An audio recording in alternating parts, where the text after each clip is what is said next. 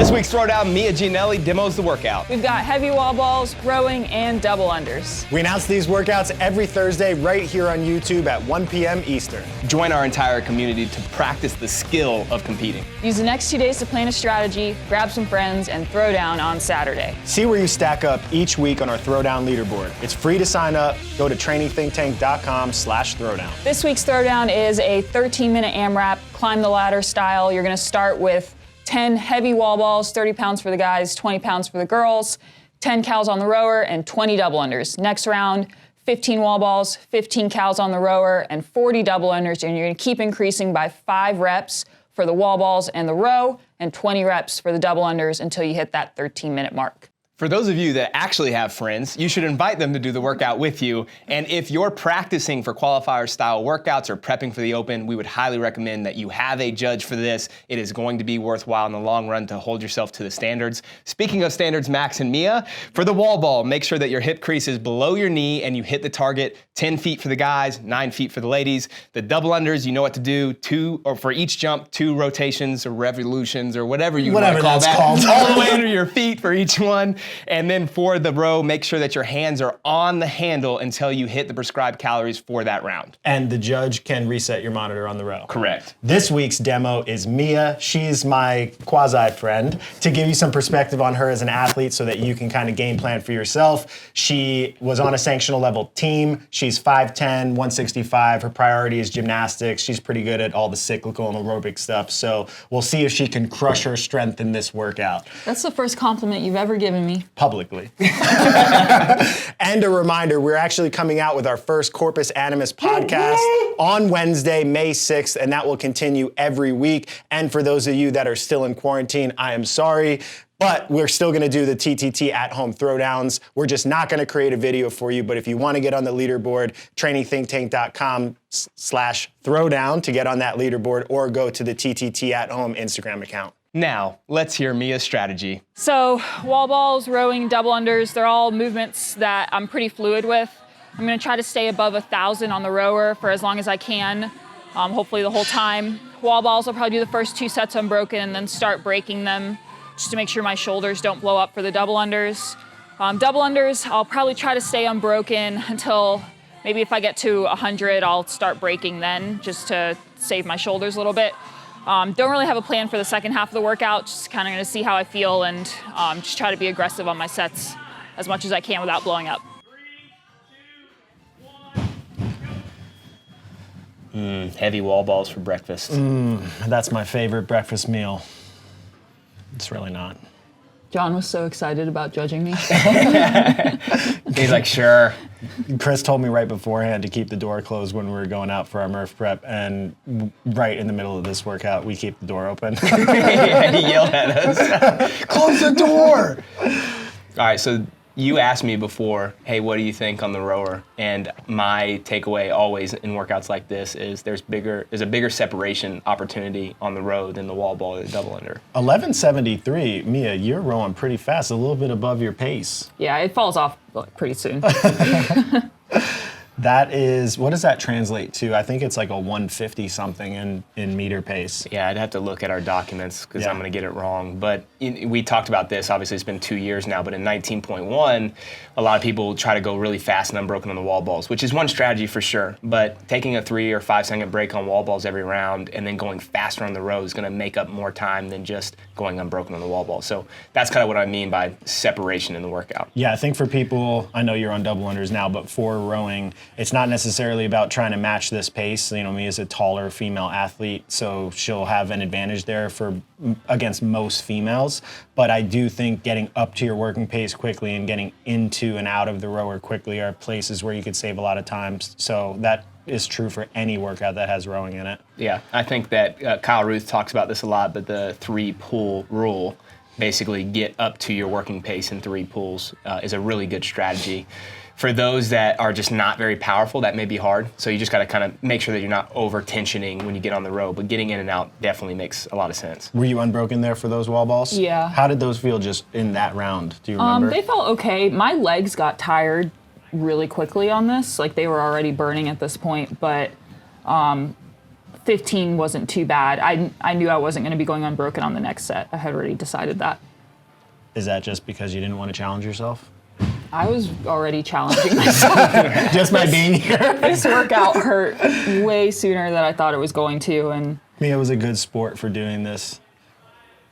Yeah, I mean, it's a Mia workout, but I don't think I'm in Mia conditioning right now. This is definitely a lot of legs. So for people thinking about prepping for this, make sure you warm up your lower body really well, because I mean, you're going from row, so which is basically kind of like a deep flex squat, into the double under, you're bounding. The wall balls, you're doing a squat. So if you're not warm, it's going to hit you in the face really fast. Yeah. Did you feel your shoulders here? I think doing heavy wall balls and double unders, I feel like for me, I would be concerned about that. I thought that I would, but I actually didn't. I think because you spend so much time on the rower that you just have that time for your shoulders to relax. And the double under sets aren't really aggressive, like at least for the first half of the workout.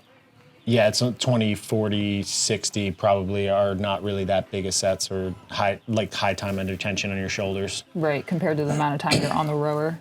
Yeah. When you go to this wall ball, I noticed that you hold the wall ball like on the circumference of the ball all the way out on the side with an open palm. Mm-hmm. And I've seen, you're a little bit under the center line, but pretty close to the center line.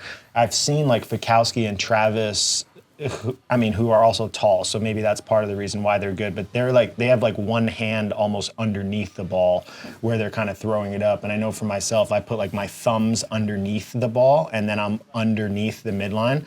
I think that's something to play with for people to try to dictate like what is going to blow up and how you can effectively like keep your sight line up at the target and breathe and push the ball without your shoulders blowing up. Not that this is a wrong strategy, but I just think like little technical details people could pay attention to figure out for themselves if they video review. There might be different strategies to hang on to the ball. Yeah, another thing that you can do is also, if you like you're saying Travis puts his hand all the way underneath the ball, almost like he's shooting a basketball or something, it would be switching sides too. So like maybe it's more right hand dominant for a set and then left hand dominant. I know those are things that may sound crazy, but if you practice it, it actually alleviates some of the shoulder tension that you have going from double unders into the wall ball. Yeah, it makes a big difference. Like if your shoulders blow up and you're kind of like not in a good position to press upwards, and Travis literally has it like pushed to one side and he turns his head and he really does push it up like a basketball or a shot put on one side, that could really alleviate some of the holding your arms out in front of your midline stress that people feel when their shoulders blow up. So you still have a good pace. You're over 1,000, which was the goal. Yeah, so this is 20. I think this is the last of my composed rounds, and then things get a little What happens when you lose dicey. composure?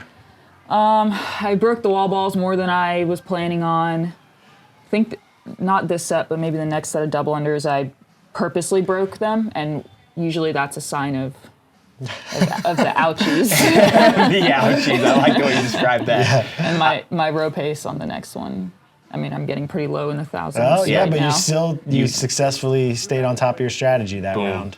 I will go ahead and go out here and say that it's okay to break the wall balls early and often, and you could even go down to 5s or 10s and then 5s and still have a very good score on this. I know everyone's going to think I'm crazy, but I've tested a lot of this stuff, and if you keep your rest breaks short, then you can alleviate some of that tension that you're building up in the legs, relax your shoulders for a second, and then the only thing with that is that means you're going to have to hold a faster pace on the row. But again, like the difference between 1,000 and 1,200 and 20 cals is something like 12 seconds. So each round you're gaining a lot of time there. Yeah, I mean, even if you just do mathematically, so her row screen for 21 cals reads 118. She got off earlier than that, but let's just say it's a minute 15.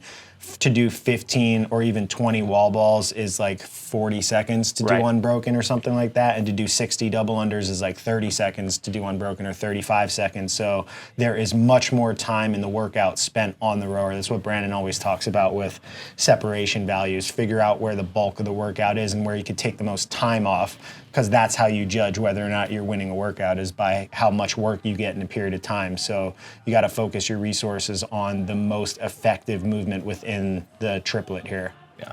I know for a lot of people, they like going bigger sets like on a wall ball. Travis is not going to break these up a ton, right? Because he feels comfortable doing unbroken sets. But for those that 15 at 30 or 20 is daunting, it's okay to go 10-5 or even, 5-5-5, but just with 2 or 3 second breaks where the ball's dropping, you pick it back up kind of thing. This was kind of a long break for you, Mia. Yep. So I think in the round of 15, when I did the 15 unbroken, I was like, try to open with 15 for as long as you can. And this round, I did that, and this was probably where I overextended myself. Because I think I go 15-10. To get to 25? Yeah, so I think an extra break there would have stopped me from spilling over a little bit. But we had a workout in the design, I forget, it was like a couple weeks ago, where it was heavy wall balls and assault bike sprints. That was nasty. How many wall balls was it each round? It's 14 each round. I felt like I couldn't make it to 14 some of those times. That was, it was a max effort sprint on both ends of the workout, so it definitely was tough. But it is crazy to me how, like, a 20-pound ball now, I'm like, okay, this feels pretty comfortable. I can do big sets. You get to 30 and it's just like totally different. Way different. So should we mention? Yeah, this is where my pace dropped. I mean, I just didn't have the leg drive anymore to hold over 1,000 without like blowing up. Yeah. Did you feel like it was like really local in your legs, or was it just like globally you were fatigued? Here, I felt it more in my legs, and then when I got into the double unders, my breathing was really high. Yeah. So I mean, I'm trying. It picked up. No, never mind. Yeah, you picked up from 9:05. But I'm definitely trying. So. And this is a 25 cal round, right? Yeah. Or 25. Yeah, this is the 25s. Hey, your effort is there, so Max can make fun of you. He hasn't done the workout yet. I'm gonna beat her. Of course you are. Males are gonna get deeper into this workout than females. That's just how it is. Which also means we'll be higher on the leaderboard. For those wondering, Max wrote the workout. He decided that he was going to do it where it was even cal so that he could beat Mia. Yeah, that's the only reason. It's because he's so progressive. Our throwdown leaderboard, the default setting is males and females on the same leaderboard. You have to separate it by males and females. So I like to make sure that the females have no chance of beating me, or just me specifically. So I was hurting pretty bad in this workout, but something I always do in like longer round workouts is pick a transition that I have to hit right away, and that usually keeps me moving. If there's double unders in a workout, for me it's always into the double unders. So that's what I was thinking at this point, was start your double unders right away. I don't think I make it through all 80. I'm pretty sure I break here, but at least getting a chunk in. I think I stopped at 50. I really like that tip, though. That's like huge, especially for workouts that have more than 3 movements in them. Pick something that you can transition fast. That could save so much time against the field. In the background, as a completely unrelated note, we're doing Murph prep, and I wasn't enjoying it. You don't What are you look like doing you're right doing now? anything. We were waiting. Oh, You're waiting too. You're over there. You're next to me, man. No, you can't see me. All I see is a row screen. You throw me under the bus. You're under the bus with me. You beat me at those push-ups. I did. So this is the set of 30 wall balls. I went into it thinking 12, 10, 8. And we'll see how that goes. And then what happened, Mia? Well, I hit 12, I think. 2 and 3. That's actually, has nothing to do with this, but have you ever watched an aerobics class and the women are doing the aerobics class and counting out loud with high energy? It's maybe the most amazing thing I've ever seen. Like, how are you breathing right now? That was not 12. Yeah, it was. It was? Yeah. Oh, okay. I'm pretty sure I opened with 12. And then I think I hit 8 next. Yeah, this is where you can make up some time, obviously. Yep.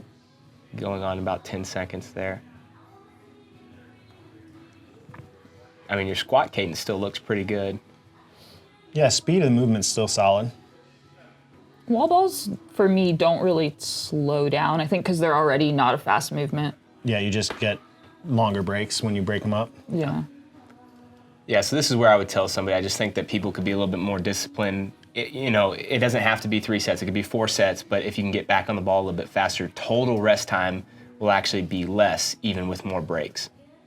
Yeah, so you could even do 5s with a quick drop. Right. I've seen Brandon do that. His breaks don't look like breaks to me. It looks like you're just dropping the ball and picking it back up. But if you can get to the point where you could even do that on 2 seconds, you can do 5 breaks to equal 1 10-second long break. Right. So it can actually make a difference. Yeah. I realize everybody listening, it is all relative. Like someone that's really good at wall ball or just in the sport in general is going to take shorter breaks. And maybe for you, every break is 10 seconds. But if we can go from 15 seconds to 10 seconds by cutting that down, that's a big advantage for you in the workout. You're back over 1,000, Mia. This is my kick. Got it. Strong kick. Well, you stuck to your strategy. Trying. But yeah, I think I got on the rower with about a minute left and And you're in there. end on the rower. I know this felt like I was pulling. Like max effort. It felt like I was gonna try to drop the drop. Like I knew that if I started, a minute was too long to start out hot because it was gonna I was just gonna explode. But maybe if I would have started out hot, then I could have it would have maybe here it is. evened It's a it nice out. kick. Yeah, I kicked Yeah. at the end, but usually my kicks are way higher than that. Yeah, I mean, I would This say was though, all my legs had. yeah, it's still good training for everyone at the end of workouts like this. Try to have a strong kick because you're going to have that in a qualifier of the Yeah. Open. Well, great work, Mia. 18 cals into the round of 30 row, right? Yep. Good luck, everybody. Get a judge, crush it. Project Pat, take it away. It's a wrap, you know what I'm saying? Your boy Project Pata in this thing, man. Hey, look, man, thank y'all for watching Training Think Tank's YouTube channel. Y'all hit that motherfucking subscribe button, you know what I'm saying? So y'all go ahead, man. Thank y'all for watching the channel, you know what I'm saying? Hit that motherfucking subscribe button, let it be known, what it be known, what it be known, you know what I'm saying? Pata.